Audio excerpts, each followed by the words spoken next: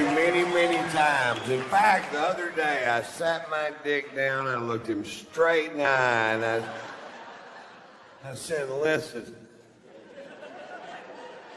I know I've drug you into some pretty muddy shit in the last 35 years. I need you to get past that, learn how to suck yourself so I can grow a spine and get on my goddamn life.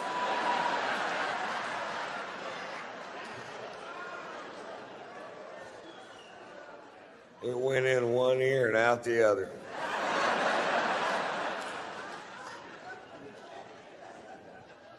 My dick has ears. It has an eye, and it has 2 ears, and a double chin. Mr. Potato Dick. The cutest thing you ever saw. I got little outfits I put on them. One of them's a raincoat. Not a condom, a raincoat. A little yellow slicker with that hat. Looks like that fish and chips dude. It's the exact same size as the one on the bottom. That's just an interesting fact.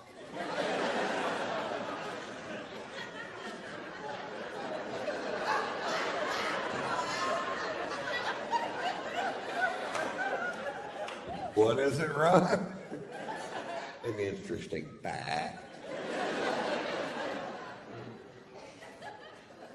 Anyway, so we go see Love and Beatles Cirque du Soleil show. I'm a huge fan of the Beatles, and I just love their music, always have. And Cirque's always fun, and our shows are at the same time, so I'd never been able to see it. And I got 8 people from my camp. My wife's sitting next to me. We have great seats because I work for the Mirage, and everything's perfect except right behind me, these 2 chicks are just jabbering. Not about the show, just jabbering. Just jabber, jabber, can't shut up. Jabber, jabber, won't shut up. Jabber, fucking jabber, jabber. The kind of chicks that can talk around a blowjob. You know what? Well, I told him all day, if you don't fix that goddamn screen door, I'm going to come out this side. I'm going to hurt some fucking people. If I come on one more time, that baby got a shitty diaper wrapped around his ass, I'm going to goddamn... I'm going to go to the swap meet and get a dress to wear to Arby's on Sunday.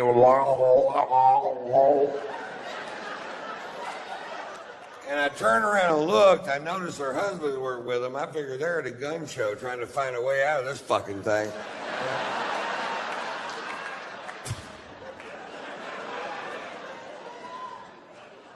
Well, that's way better.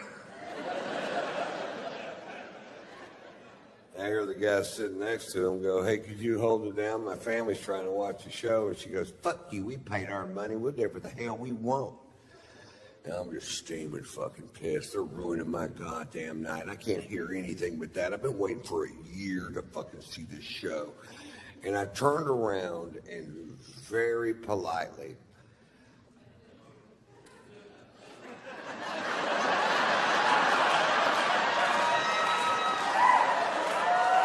don't start with me. Very politely, I said, lady, talking during live theater, as far as social skills goes, is like shitting in the street. She goes, you better mind your own business. I said, you better quit shitting in the street. She goes, I'll have you thrown out of here. I said, if you don't quit flapping your fucking cock holster. Everybody heard that. Before, it was a little disturbance right behind me. Very few people privy to that one. Then 1,700 people hear me go, if you don't quit flapping your fucking cock all the time.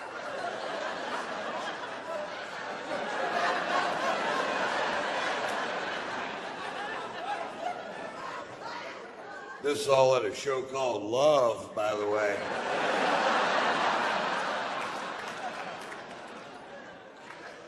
I had her murdered and buried in the desert. It's Vegas, baby. Careful who you fuck with. And legend has it, if you go out into the desert and the moon is full and the wind dies down, you can still hear her jabbering. I'm a street cheater. I'm shitting in the street. Did you? What the fuck was that?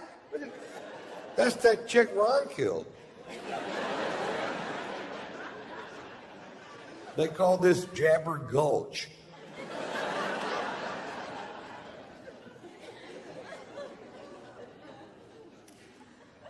My favorite thing about playing Vegas is I get to play this golf course called Shadow Creek, which is one of the most exclusive golf courses in the world. I worked for them 3 years, didn't even know it existed because they knew if I found out it existed that I'd pester the fuck out of them until they put it in my contract, which is exactly what happened. It's amazing. This golf course is just fucking so tricked out. The first time I walked through the gates, I was like, nobody's stopping me. It's where all the pros play when they're in Vegas. And I was out there this summer, and Tiger Woods was out there just dicking around.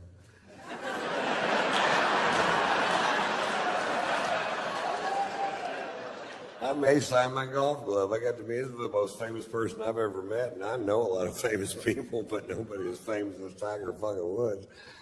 I love Tiger, man. I defended Tiger when all that stuff first came out. When I heard those initial rumors, I felt sick to my goddamn stomach for the guy because I've never been accused of doing anything I didn't do.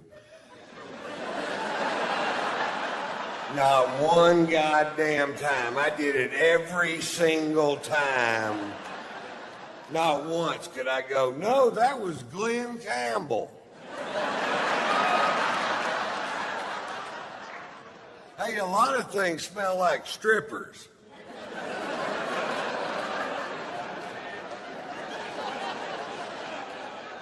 And I defended him to my wife. I said, you don't know what this guy's been through. He had his first famous golf shot on television when he was 2 years old.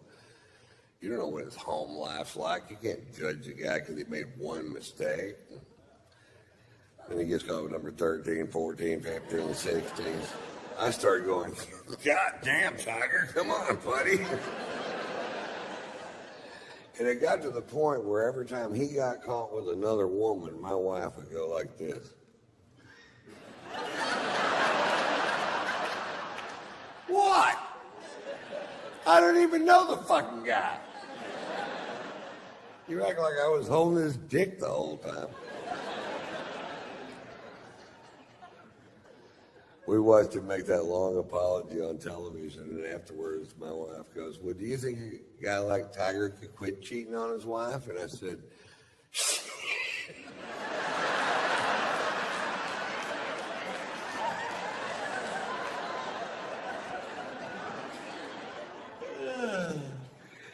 you bet.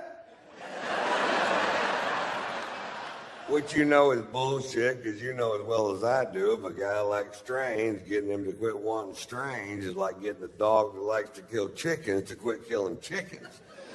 They don't even know what you're talking about. You gotta quit killing chickens. All right, let me see if I got this straight.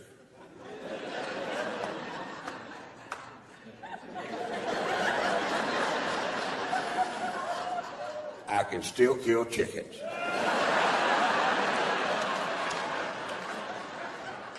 No, you can't kill chickens anymore. All right? Let's say I'm in a hotel room with the chicken.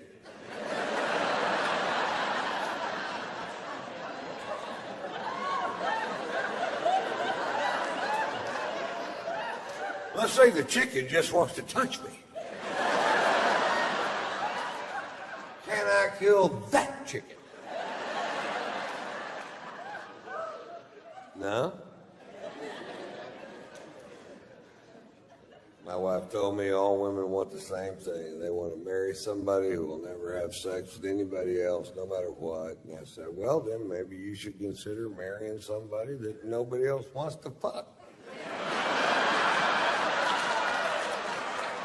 If it means that much to you, you know?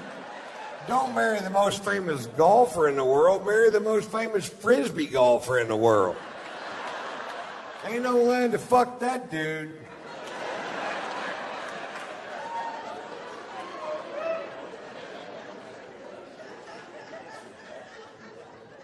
We had a chat about cheating that day, man. My wife told me, she goes, listen, Ron, let's get this straight. Sex is sex, period. I said, no, now, wait a minute. Oral sex is not the same as intercourse. She goes, it's the exact same thing. I said, it's not the same price.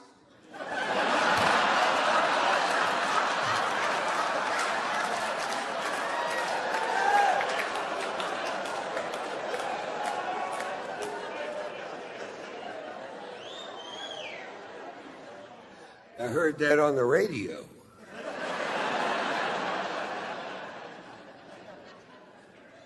It all comes down to opportunity, man. Some guys are put into a position where they have to say no to beautiful women, and that is hard to do. And some guys are never put in that position, and that's way fucking easier.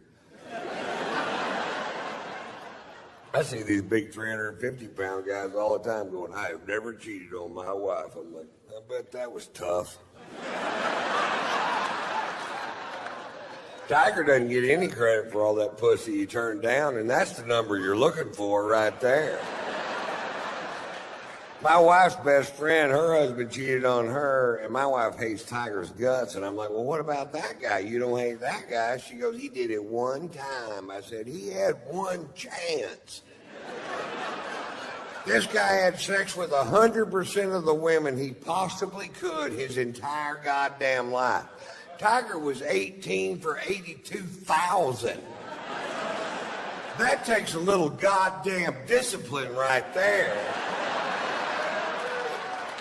If 82,000 women want to have sex with you and you only fuck 18 of them, that's love. He was in love with that woman. She broke his tiny tiger heart.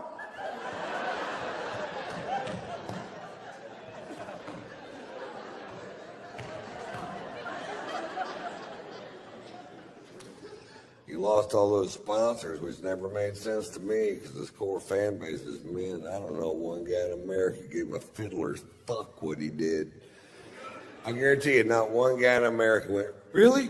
Tiger got some straight pussy? I'm dropping AT&T! Not one guy gave a fiddler's fuck.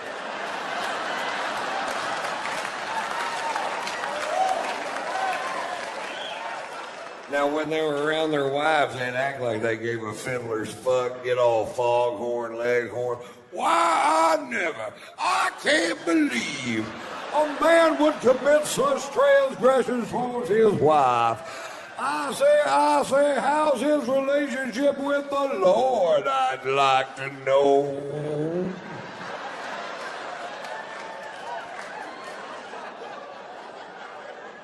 Then as soon as they're around their buddies, they're like, wonder what kind of cologne he wears.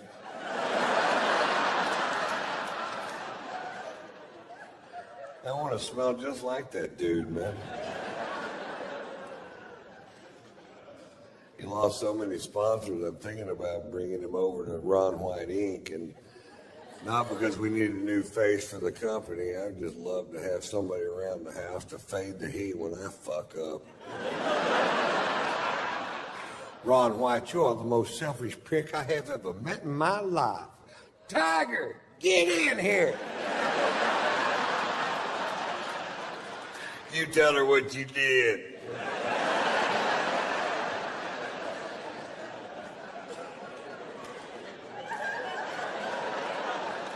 Ron White, you're the finest man I have ever known. It was at that moment that I realized that 50 million gay men can't be wrong.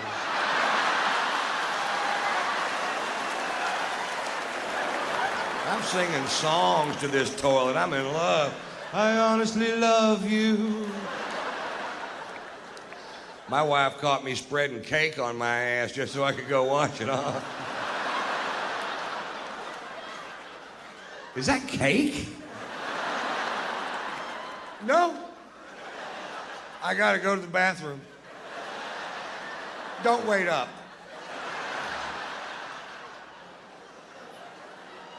I'm gonna try to tell you this story. This happened on Tuesday.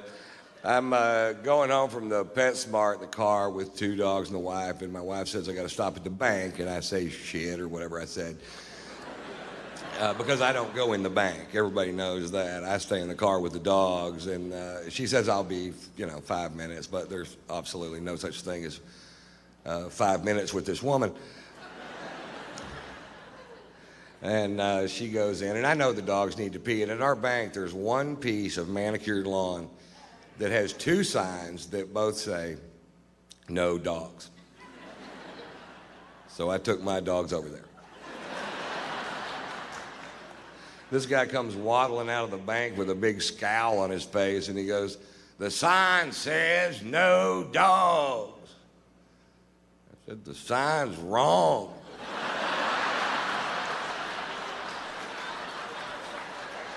That sign should say 2 dogs.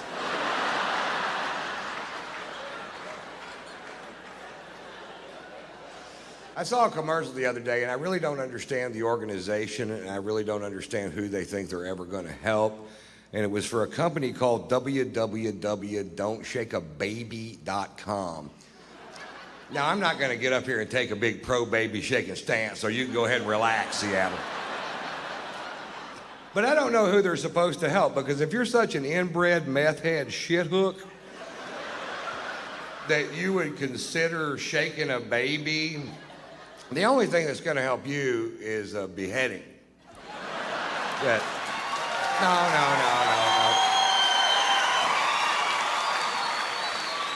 Now, I know there's people in the audience tonight going, but Ron, what if the baby's asking for it? Don't shake a baby. What if I can't find my car keys and I've looked everywhere?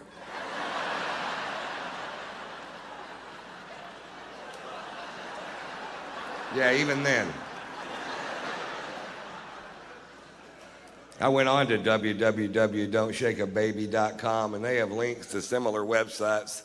They have a link to www.don'tstickyourdickinaToaster.com, and they have a link to www.don'tshoveaferretinyourass.com.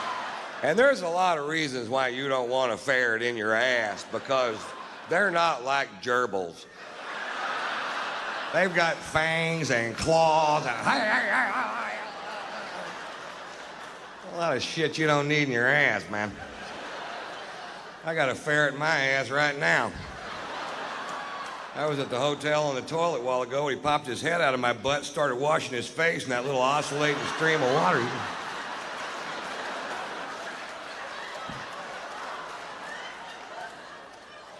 Is that cake?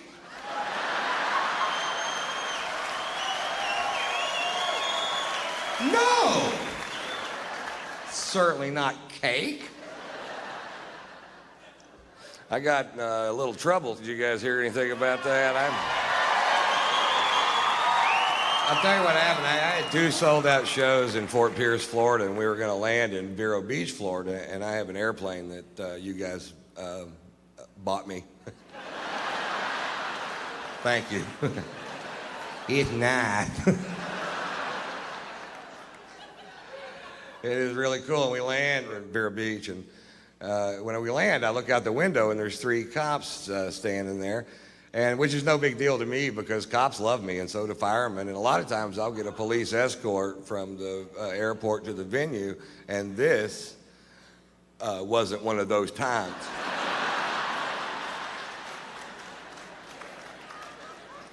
I got out of the plane and there was a cop there and he said, Mr. Wyatt, we've been told that there are drugs on this plane by an anonymous tip. And I said, there are absolutely no drugs on that plane. Now, I did have a little bit of weed in my bag, but I wasn't on the plane, so technically I'm not lying to this guy.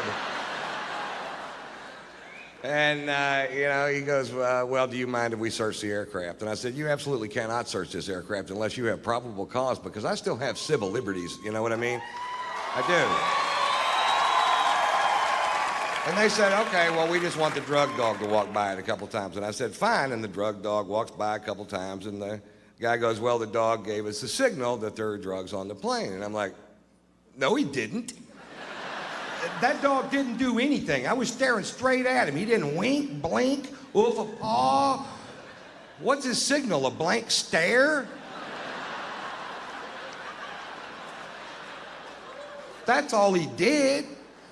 Because the dog says there's drugs on the plane. I'm like, well, I said there wasn't drugs on the plane. Who are you going to believe, me or the... Fuck, never mind, Now,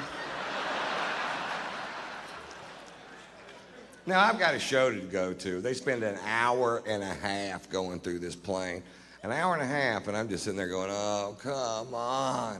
And they get finished. Of course, there is no drugs on the plane, and I knew there wasn't. And I assume now they're going to let me go, and I'll go do my show. And I was like, well, that's fine, whatever. And then they go, well, now the dog needs to sniff that bag on your shoulder. And I was like, ruh-roh.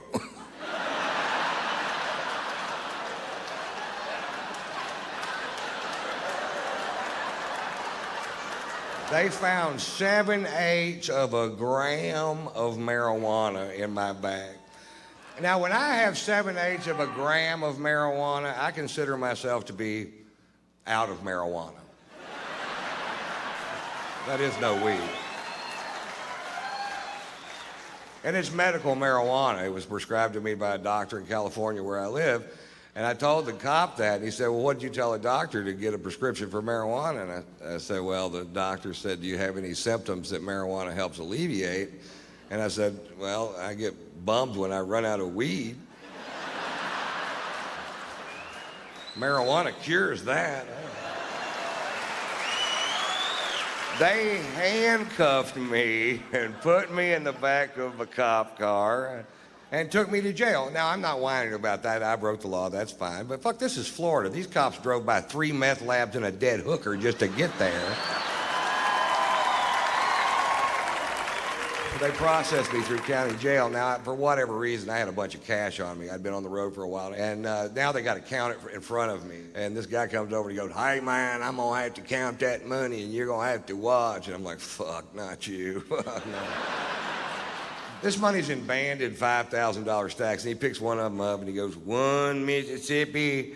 He didn't really say Mississippi, but he fucking could have. 2 Mississippi. And I go, you can't do it that way. It'll take forever. Just take the band off and start counting. 1, 2, 3, 4, 5. When you get to 50, that's 5,000. Then just start the next stack. And he goes, that's a good idea. That's what he said. So he counts the second stack and he goes, hey, buddy, wait a minute. There's only 42 in this one. I said, oh, that's okay. Just get 8 more out of this one. Put it in this one. Now you have 2 stacks of 50. That's $10,000. I'm teaching this motherfucker how to count. I was in jail for an hour and a half, and I don't know how word gets out so fast, but when I walk out of the jail, there's a big truckload of kids, and they have these signs that say, free Tater.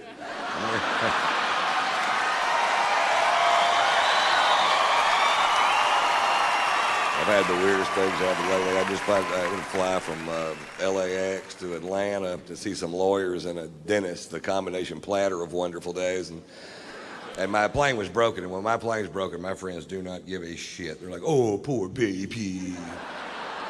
Is your plane broken?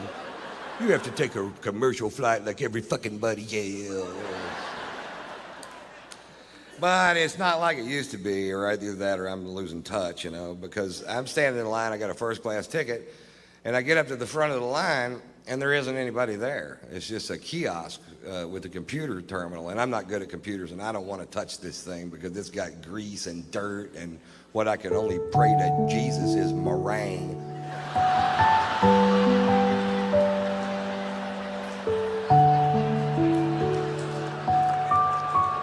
But it works pretty good, you know. I swipe my card through there, and up pops a diagram of the aircraft, and it shows all the seats on the plane. And it shows which ones are occupied, so you can choose your own seat. And that is almost a great idea. What would make that a great idea is if there was a photograph of the person sitting in that chair.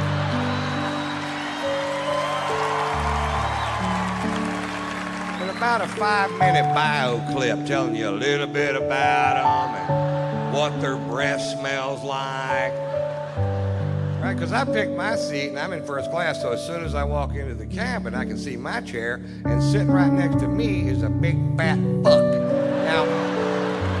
Now I know I'm heavy, but I'm not a big fat fuck. This guy was a big fat fuck, and part of him is in my chair. And I don't know if it's part of them I can sit on.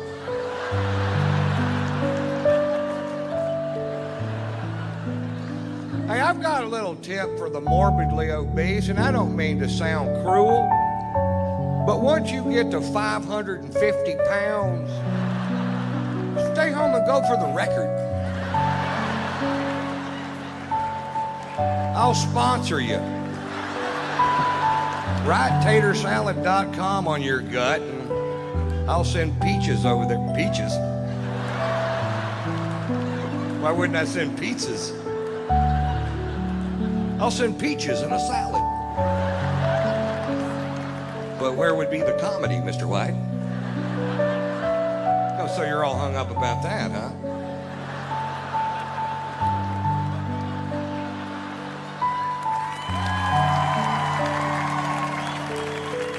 I'm just going to try to do that line right, just in case we decide to do it that way. I'll send pizzas over there.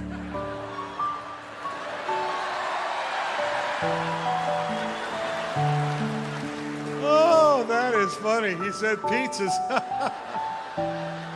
Oh, Mr. White, boy, he's rich tonight. I get to Atlanta, and I check into the Ritz Carlton hotel, and the next morning I go to take a shower, and there's no hot water. And I call the front desk, and I tell the girl at the front desk, I said, there's no hot water. And the girl at the front desk said, sometimes there's no hot water.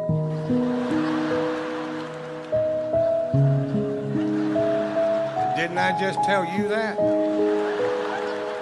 I said, I've stayed in $20 a night motels. The water was so hot you could cook your nuts with it. Well, every once in a while, everybody will wake up at the same time, and they all take a shower at the same time, and we just run smack out of hot water. You guys didn't think about that. They thought about it at the Motel 6. But that whole concept of people wake up in the morning with shit to do got right by the Ritz Carlton Hotel.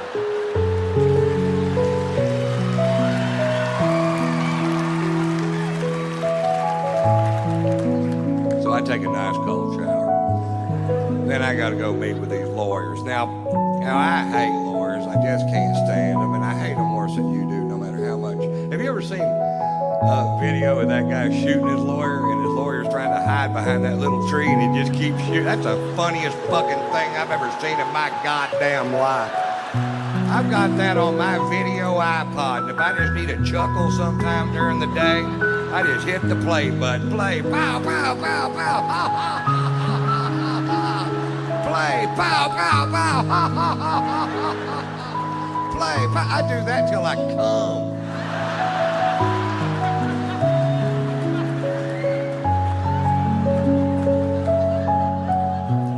Then I gotta go to the dentist. You see how my day's shaping up. Cold shower, lawyers, dentist, the trifecta of fucked up day. And I couldn't eat because of what I had to do there. So now it's 2:30 in the afternoon. Before I finish this story, will admit that I'm in a foul mood. My mouth is starting to hurt, and I haven't eaten all day. And I'm going to go eat lunch at this place called the Clubhouse. It's at Atlantic Square Mall in Buckhead. And I used to eat there all the time. I live in both cities, and I pull up. Now, all this out here used to be just regular parking, but now the whole thing's valet parking, so you can't just park your car and go get some food. You have to wait for this little prick in a little red truck to wake up. But he isn't going to wake up because he's got on headphones and mirrored sunglasses, and he's looking the other direction, watching these two girls